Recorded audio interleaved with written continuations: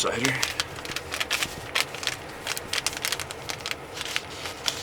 Always nice to have a hot drink at the end of the day when we get back to the truck.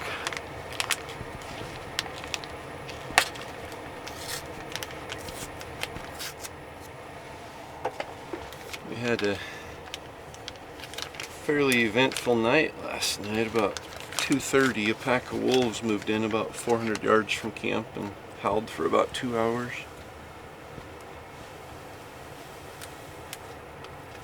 So our plans to hunt from camp this morning are probably thwarted.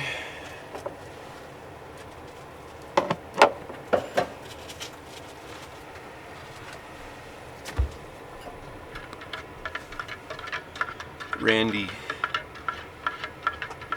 texted last night and ended up going to a new location instead of coming here to camp. So I think we might just go for a morning hunt and then come back and take down camp and go find Randy.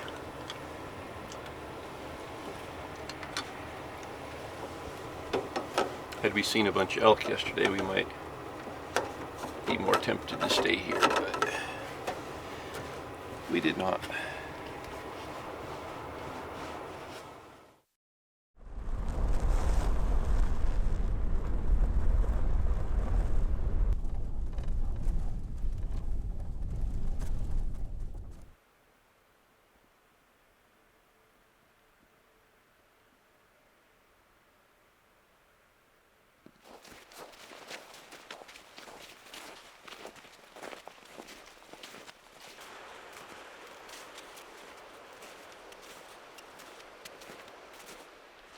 We have no clue what we're doing.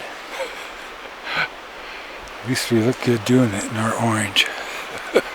You do. I have to wear this little cheesecloth orange thing, but I did iron on an Elk 101 logo, so it's official.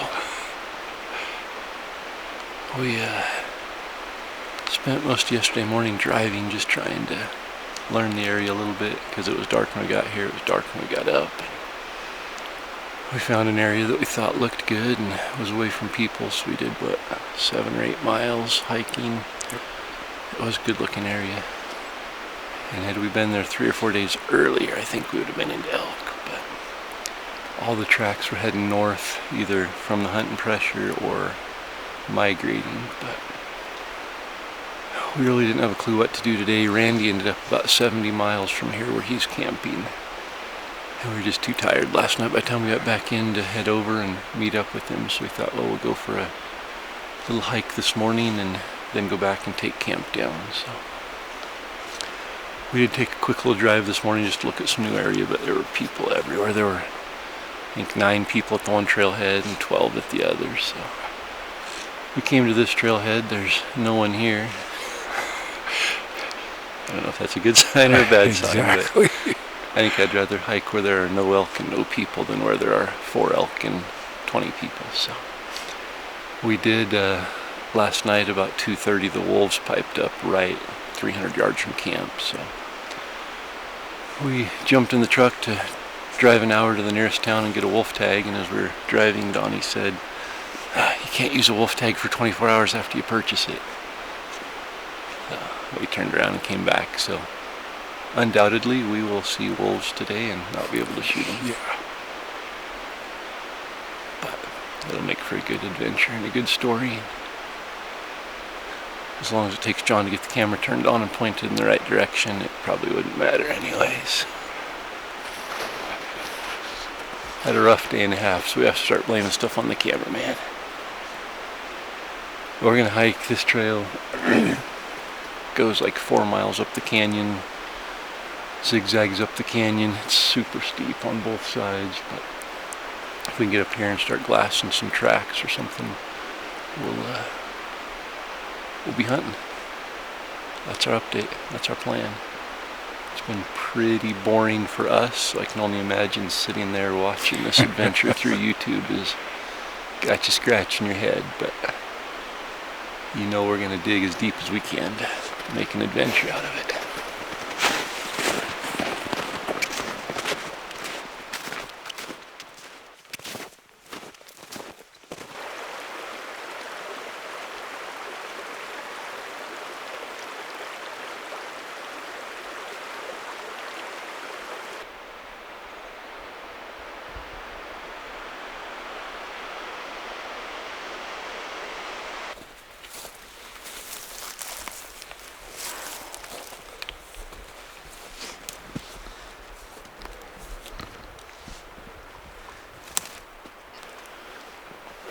After another 500 feet in elevation or so, the trail goes back. It looks like it opens up on that side of the canyon, so hoping we get up there and glass across. Hopefully find an elk.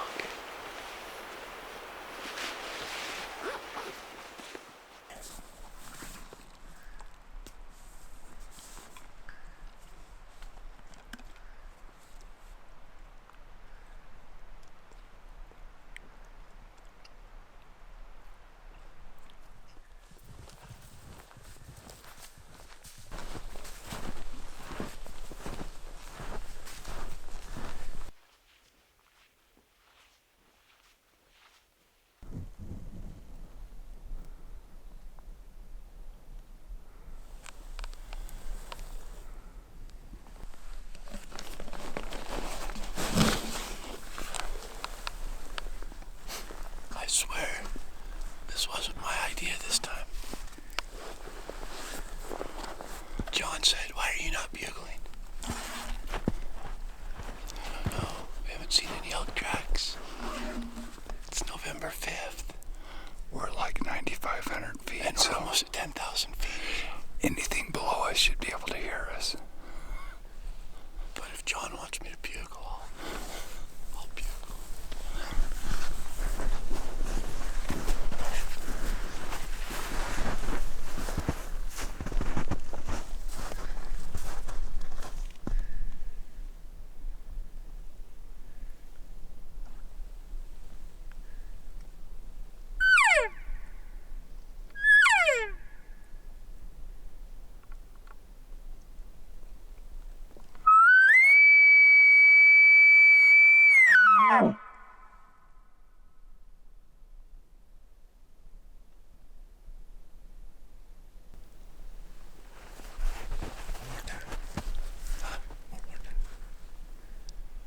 You know how in the movies when everything's quiet and serene, and something breaks that silence and a flock of birds flies up, an avalanche falls off the mountain, a white-tailed deer is munching on clover and lifts its head and looks around. None of that happened.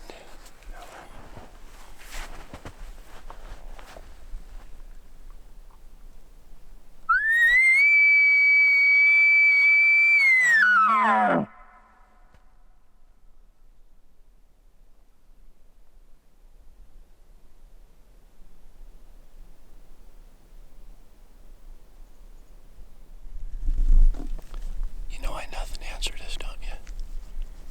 There's nothing here. That might be the real reason. These mountain goats don't bugle. Another possibility.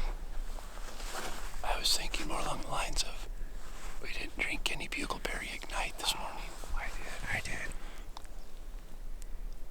You guys drank some? Yeah, maybe we should be using that. You had your apple cider.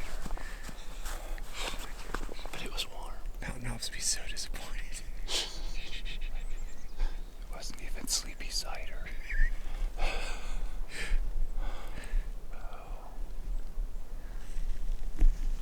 Will you put this away for me, please?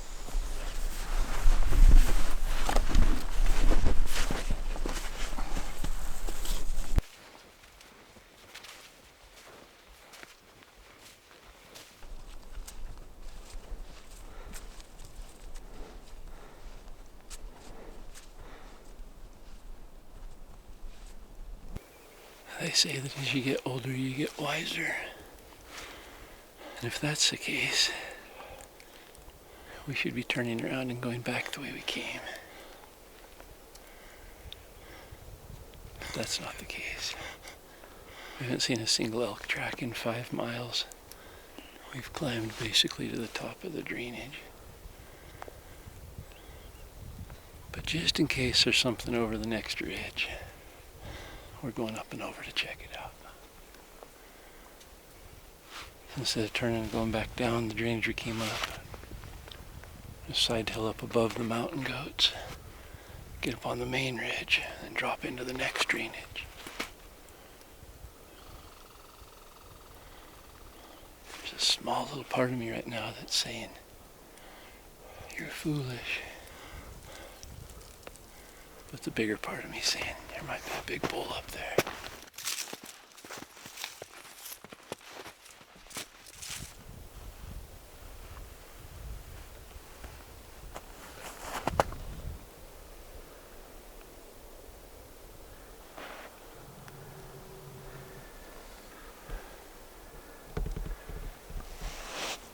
It's 3 o'clock in the afternoon.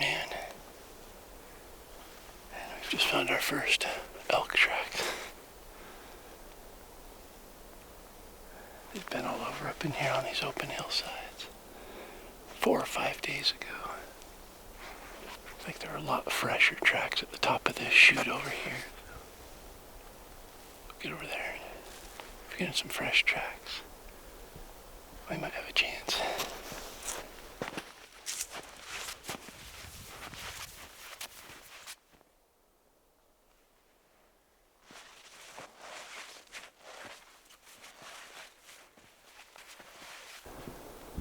I don't know what it is that possesses us to keep going up. We're following a mountain goat trail right now. Literally, there's mountain goat tracks on it. It's a huge rock bluff. It runs about 2,000 feet up here. We're hoping this mountain goat trail will take us through a gap in it. We don't have a clue what it looks like on the other side. So. There's a foot of snow, 14 inches of snow. We got about 60 yards to go and we'll know what we've got. And if we get there and it's bluffs, we're gonna have to turn around. Go back down. If we get there and can make it through, it's about a half mile to the ridge. We've got an hour and a half till dark. And we're a long, long ways from where we started.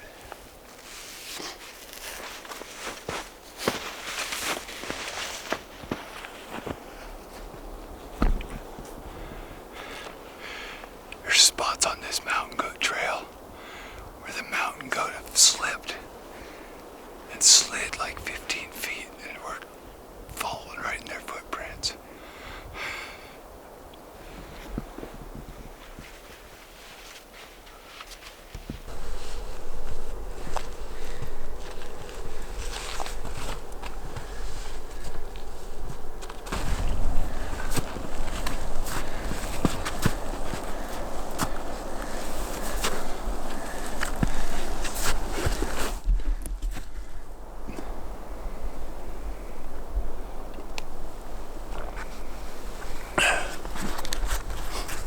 Well, we found a gap.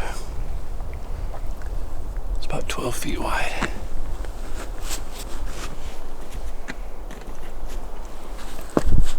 But it got us through, so. It's insane. I can't tell whether I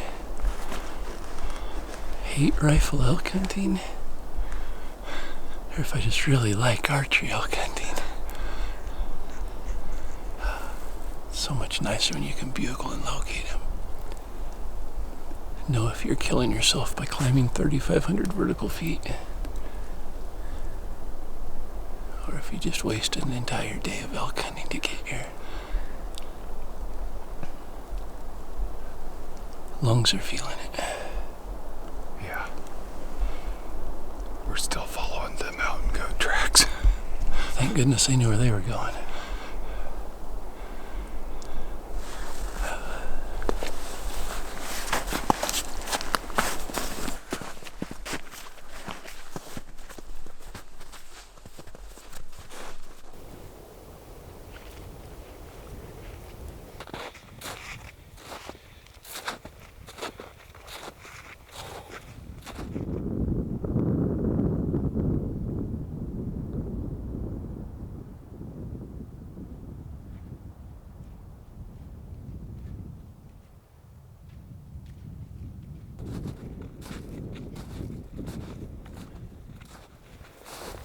This is what we've been looking for. The barnyard. Some of these tracks are just enormous. And they've bedded and fed all over the ridge here. There's just tracks everywhere. I can't imagine that they would have went up from here, so hopefully they're on this ridge. And we spent the last 8 hours hiking to find this.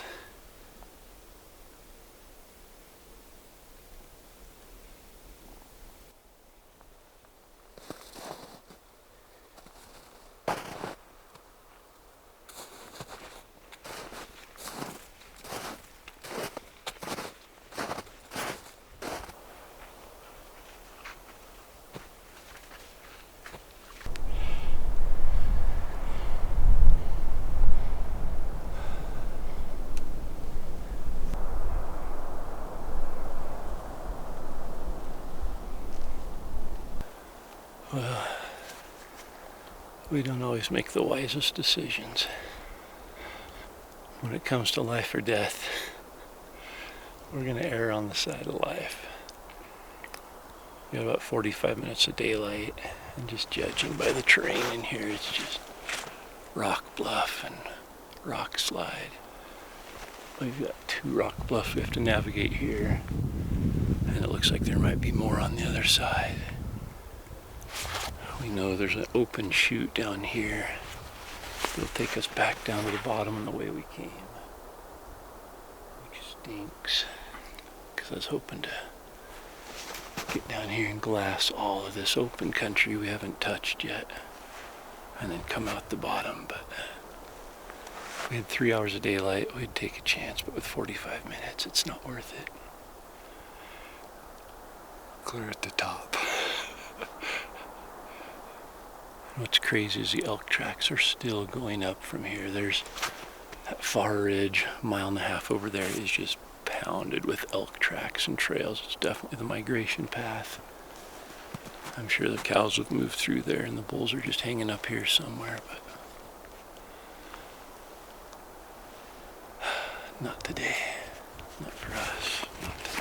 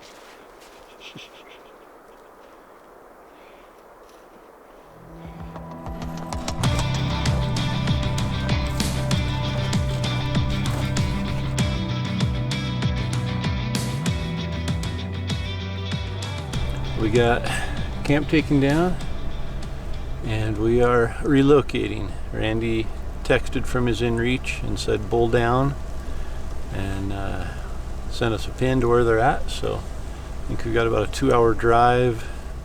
We've got to go somewhere and get gas. We aren't sure where nearest gas is, but Yeah. we'll get gas and follow the pin to Randy and hope they've got llamas packing out elk meat and don't need our help tonight. Yeah. But if they do, we'll charge them. We're ready. We're ready. It'll cost him a blizzard, I'm sure. All right.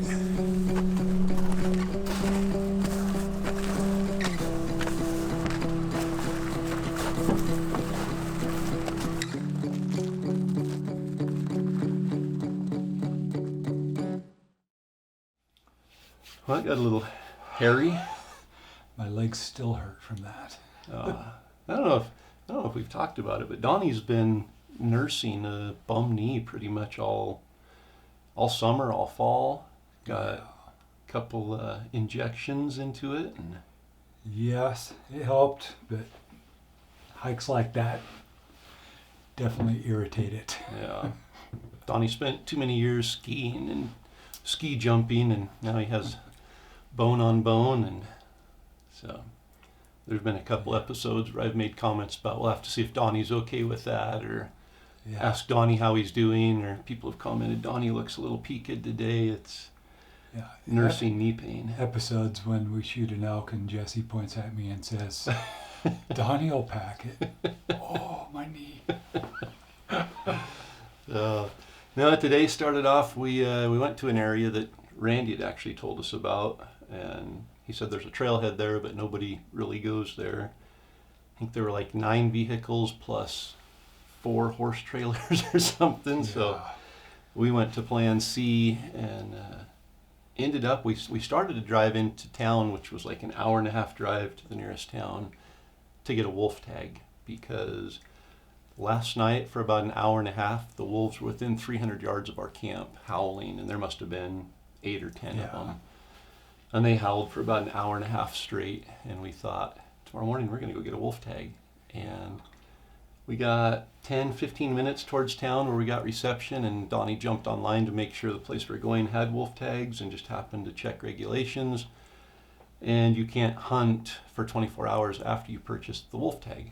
So we turned around because knowing we'd probably see the wolf as soon as we got back and not be able to shoot it. So instead of wasting the morning driving in and getting a wolf tag, we decided to just hike up behind camp, and had an idea of what we were in for as far as where we were going. It's rugged, steep. Nobody had been there. Yeah. There might have been a reason for it, which... That was straight up, nearly 3,000 vertical feet. And and that's not, I mean, we've done that. We did nearly 3,000 feet a couple times in archery season. Not in snow. That adds so much to hiking. And we had heavier boots on with insulated boots, and just heavier packs, heavier clothes. It was, I think today was probably our most brutal hike, I would think. Knew I was getting a little brutal once we were like a mile past the mountain goats. There were a couple times where we literally were almost cliffed out. And I told John at one point, we're just going up to this ridge, and if we get there and we have to navigate through any more of these rocks, we'll turn around. And fortunately, there was a bench probably 6 feet wide where the mountain goats had climbed up, and they went through that bench to get over into the next drainage. And we made it through there and got up. We found the bulls. We found where probably 10 or 12 mature bulls had been bedding, I would say, within the last 2 or 3 days. Yep. But that next drainage was huge, and we bluffed out a couple times right before dark. We had probably 30 minutes of daylight left, and just thought, we're not going into uncharted territory in this kind of habitat. So we turned around, dropped straight off the mountain, hit the trail we came in on, and got back an hour after dark. At least. Again, day 2, have not seen an elk yet. So, not even in the distance. No. But we got back and got down to where we had reception at camp there, and Randy had texted they have camp set up. He said not very far from you, but looking at was it Google Maps or one of the programs, it's saying 2.5 hour drive. I was like 55 miles away and a 3-hour drive. Yeah. So that gives you an idea of what the road's like. We're going to be taking down camp and pulling the tent trailer on muddy, rough, rutted roads and washboard city. Yeah. But tomorrow we'll be at camp with Randy. Yes. Looking forward to that. Randy's got a couple other friends there. I know Bo is there with llamas, and so we're excited to looking forward to that. Check out the llamas in action, hopefully. Matt's there from Onyx Maps. Adam Foss is there. If you guys have followed Sitka at all and the Diverge photo contests, and I mean Adam's just been looking forward to sharing camp with Adam for a long time. He's a guy that is fun to have there with a camera. he captures some epic stuff. John was all excited to be able to hang out with Marcus and Yeah, Marcus Adam and too. I mean, he's like, camera Adam's gonna be guys. there. It's like a camera guy reunion going on here. He brought an extra little toy bag of cameras to be able to play with. So tomorrow we will be there. They did. Randy texted Pull just down. before we got back to camp, and we got the text pull down. So we don't even know who shot it, what they've got down, but we'll get there tomorrow and find out. Yep. So giveaways, package 3 again today. Bugle tube or Bugle package, the YETI Rambler, the Mountain Ops Ignite. Don't forget, just a few days left to win the elk truck. So go to elk101.com/truck and get signed up there. Forget anything else? No, I don't think so. Good. Okay. Well, we bored you with 2 days with no elk, Yeah. and we won't keep you too long tonight. But the country we were in today was absolutely epic. Some of the most beautiful backcountry. That snow just painted a incredible backdrop. And you know, we're here to find elk, and we're here to show how to find elk in the post rut. But although today was a failure from that standpoint, the scenery is incredible. Yeah. Well worth the effort it took to get back in there. On to tomorrow. Is there anything else you want to say, Donnie? No. All right, we will be back and see you tomorrow night.